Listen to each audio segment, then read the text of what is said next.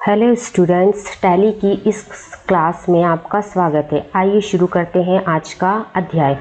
सबसे पहले हम देखते हैं इंट्रोडक्शन ऑफ टैली यानी टैली का परिचय। किसी भी बिजनेस को अच्छी तरह चलाने के लिए आवश्यक है कि हम उसका हिसाब किताब अच्छी तरह रखें। पहले ये कार्य मैन्युअली किया जाता था, किंतु आज यह पूरा काम कंप्यूटर की मदद से होता है। अधिकांश व्यावसायिक गतिविधियां कंप्यूटर की मदद से ही की जाती हैं। पहले जो काम हम मैन्युअली करते थे वह काम अब कंप्यूटर की मदद से मिनटों में हो जाता है। अकाउंटिंग करने के लिए हम अकाउंटिंग सॉफ्टवेयर की आवश्यकता होती है, तो टैली एक अकाउंटिंग सॉफ्टवेयर है। टैली की खास बात यह है कि इसमें काम करना बहुत ही आसान है और टैली भारत ही नहीं, भारत के बाहर दूसरे देशों में भी बहुत प्रसिद्ध है। कई देशों में टैली में काम होता है। हम आपको टैली ERP 9 में कार्य करना सिखाएंगे। ऑब्जेक्टिव ऑफ टैली या टैली सिखाने का उद्देश्य। कॉमर्स एवं बिना कॉमर्स बैकग्राउंड वाले भी टैली में काम कर सकते हैं। कॉमर्स वालों को तो अकाउंटिंग का नॉलेज होता है, इसलिए वो टैली में काम कर सकते हैं, लेकिन बिना कॉमर्स बैकग्राउंड वालों को भी हमने टैली इतना आसान तरीके से सिखाया है कि बिना कॉमर्स बैकग्राउंड वाले भी टैली में आसानी से काम कर पाएंगे। दूसरा पॉइंट है, टैली रोजगार प्राप्त करने में भी आपको मदद करता है। इसके बाद बेस ऑफ टीचिंग टैली या टैली सिखाने का आधार। टैली हमने बहुत सरल तरीके से सिखाने की कोशिश की है। जिस तरह एक बच्चा स्कूल में जो अक्षर पहले लिख सकता है उससे पहले वह सिखाया जाता है, ना कि ABCD डायरेक्ट सिखाई जाती है। उससे पहले HTI इत्यादि लिखना सिखाया जाता है। इसी तरीके से हमने भी आपको टैली बहुत आसान तरीके से सिखाने का प्रयास किया है। अब जब हम टैली स्टार्ट कर रहे हैं तो हमको अकाउंटिंग से संबंधित कुछ शब्दों की जानकारी, मूल शब्दों की जानकारी होना चाहिए, जिन्हें हम लेखांकन की पारिभाषिक शब्दावली कहते हैं या बेसिक टर्मिनोलॉजी ऑफ टैली। ठीक है, तो हम यहाँ पर देखते हैं सबसे पहले व्यापार या ट्रेड, पेशा या प्रोफेशन, व्यवसाय या बिजनेस, मालिक या ऑनर, पूंजी या कैपिटल, आहरण या ड्राइंग, माल या गुड्स, क्रय या परचेस, विक्रय या सेल, क्रय वापसी या परचेस रिटर्न, विक्रय वापसी या सेल रिटर्न, देनदार या सैंडरी डेटर, लेनदार या सैंडरी क्रेडिटर, राजस्व या रेवेन्यू, आय या इनकम, प्रत्यक्ष आय या डायरेक्ट इनकम, अप्रत्यक्ष आय या इनडायरेक्ट इनकम, बट्टा, छूट या डिस्काउंट, व्यापारिक बट्टा, ट्रेड डिस्काउंट, नगद बट्टा, कैश डिस्काउंट, डूबत ऋण, बैड डेब्ट्स, लेन देन, ट्रांजैक्शंस और प्रमाणक या वाउचर। अब हम इन्हें एक एक करके समझते हैं। सबसे फर्स्ट है हमारा व्यापार। लाभ कमाने के उद्देश्य से किया गया क्रय विक्रय व्यापार कहलाता है। नेक्स्ट है पेशा या प्रोफेशन। आय अर्जित करने के लिए किया गया कोई भी साधन जिसके लिए पूर्व प्रशिक्षण की आवश्यकता होती है पेशा कहलाता है। जैसे कि डॉक्टर या इंजीनियर के द्वारा किया गया कार्य पेशा कहलाएगा या प्रोफेशन कहलाएगा। नेक्स्ट वर्ड है हमारा व्यवसाय या बिजनेस। ऐसा कोई भी वैधानिक कार्य जो लाभ प्राप्त करने के उद्देश्य से किया गया हो। इसके अंतर्गत उत्पादन कार्य, वस्तुओं का विक्रय, बैंक, बीमा इत्यादि कार्य आते हैं। व्यापार और पेशा भी इसी के अंतर्गत आ जाएंगे। नेक्स्ट शब्दावली है मालिक या ऑनर। जो व्यक्ति व्यापार में पूंजी लगाता है, लाभ या हानि सहन करता है और व्यापार की जोखिम को उठाता है, इन्हें हम व्यापार का मालिक कहते हैं। यदि व्यापार का मालिक एक व्यक्ति है तो वह प्रोप्राइटर कहलाता है। यदि दो या दो से अधिक व्यक्ति हैं तो वह पार्टनर कहलाते हैं। यदि बहुत से लोग मिलकर संगठित रूप से कार्य कर रहे हैं तो वह कंपनी के अंशधारी या शेयर होल्डर कहलाते हैं। नेक्स्ट शब्दावली है पूंजी या कैपिटल। व्यापार के लिए जो भी माल या संपत्ति या नकद पैसा लगाया जाता है उसे हम कैपिटल कहते हैं। या हम उदाहरण से समझते हैं कि राम ने यदि 10,000 रुपये नकद व 20,000 के माल से व्यापार प्रारंभ किया तो उसकी टोटल पूंजी हुई 30,000। ठीक है, व्यापार में लाभ होने पर पूंजी बढ़ जाती है और हानि होने पर पूंजी घट जाती है। नेक्स्ट शब्दावली है हमारी आहरण या ड्राइंग।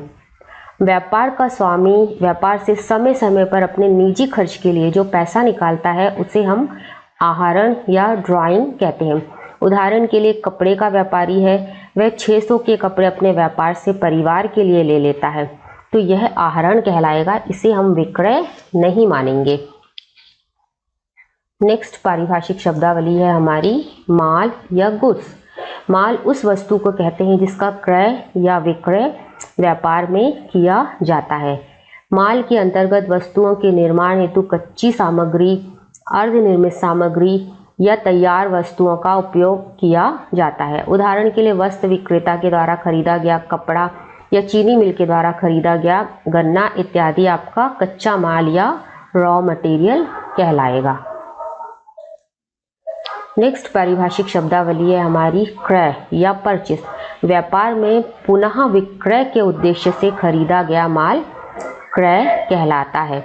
यदि उधार खरीदी करी हमने तो इसे क्रेडिट परचेस या उधार खरीदी कहेंगे, और नकद पैसा देकर खरीदी करी है तो इसे हम कैश परचेस कहेंगे। व्यापार में लाभ कमाने के उद्देश्य से जिस माल का विक्रय किया जाता है उसे हम सेल या विक्रय कहते हैं। यह भी दो तरीके से किया जाता है, उधार विक्रय जिसे हम क्रेडिट सेल कहते हैं या नकद विक्रय जिसे हम कैश सेल कहेंगे। नेक्स्ट शब्दावली हमारी क्रय वापसी या परचेस रिटर्न। यदि व्यापारी ने कोई माल खरीदा है और वह माल किसी कारण से खराब निकल जाता है या उसमें कोई डिफेक्ट होता है तो वह माल व्यापारी वापस कर देता है, तो इसे हम परचेस रिटर्न कहते हैं या क्रय वापसी कहते हैं। नेक्स्ट शब्दावली है विक्रय वापसी। यदि व्यापारी ने किसी ग्राहक को कोई माल बेचा है, सेल किया है ना, और सेल किया हुआ माल किसी कारण से यदि ग्राहक को पसंद नहीं आ रहा है तो ग्राहक या डिफेक्ट निकल जाता है तो ग्राहक वह माल व्यापारी को वापस कर सकता है, तो इसे हम कहते हैं विक्रय वापसी या सेल रिटर्न। नेक्स्ट पारिभाषिक शब्दावली है हमारी देनदार। जिसे हम माल बेचते हैं और जो व्यक्ति माल के बदले हमें पैसा देगा, जो हमें पैसा देगा वो देनदार है या उसे हम सैंड्री डेटर्स कह सकते हैं। नेक्स्ट पारिभाषिक शब्दावली है हमारी लेनदार या सैंड्री क्रेडिटर। जिस व्यक्ति से हम माल खरीदते हैं और वह हमेशा माल के बदले हमसे पैसा लेता है तो उसे हम कहते हैं लेनदार। जो हमसे पैसा लेगा उसे हम कहेंगे लेनदार। हमारी नेक्स्ट पारिभाषिक शब्दावली है राजस्व। गुड या सर्विस को मार्केट में सेल करने पर उससे जो प्राप्ति होती है उसे ही हम रेवेन्यू या राजस्व कहते हैं। लेखांकन की अगली पारिभाषिक शब्दावली है आय। आय का तात्पर्य होता है इनकम। आय को हम इनकम भी कह सकते हैं।